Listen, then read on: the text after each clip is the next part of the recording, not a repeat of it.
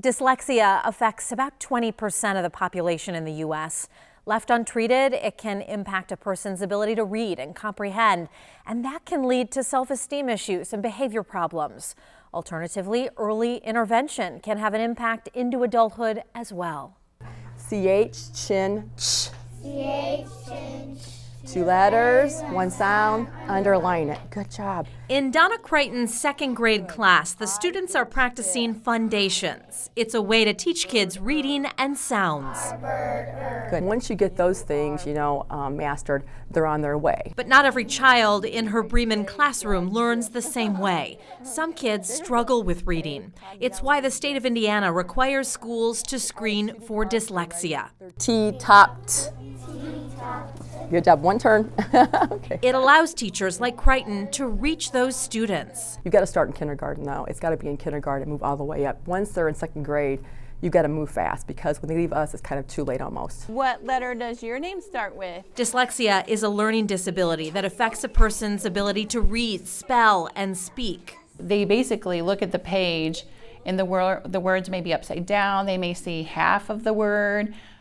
They may see, the page may look like it's moving to them. I can't even imagine. You can't imagine what the page looks like for them. Janet Box is the dyslexia coordinator here in Bremen. Bremen, like all public schools in the state, screen children for dyslexia in kindergarten, first and second grade. Box coordinates that and makes sure students are getting the interventions they need. I'm going to say schools, we don't diagnose dyslexia. What we do, our job is to screen for characteristics. The screenings are mostly on computers and can incorporate letters, words, pictures, and sounds. They process things a little bit differently. And so most of the tests they show 4 letters on the screen. Choose the letter M. And they click it.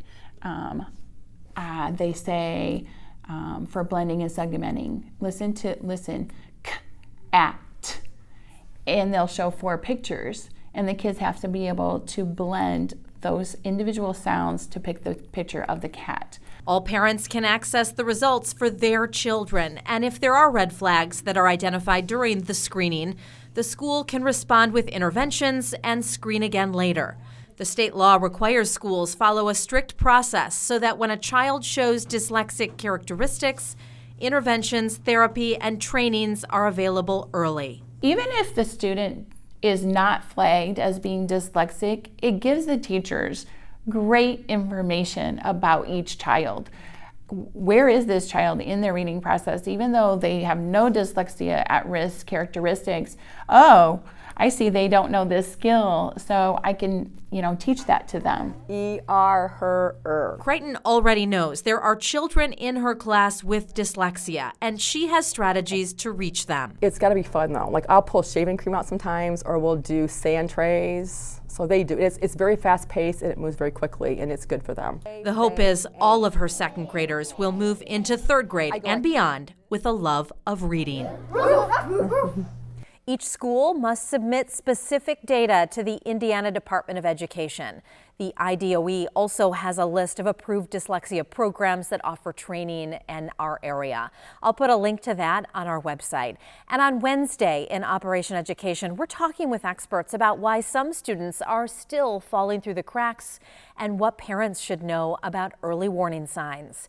In the studio, Kristen Bean, WSBT 22 News.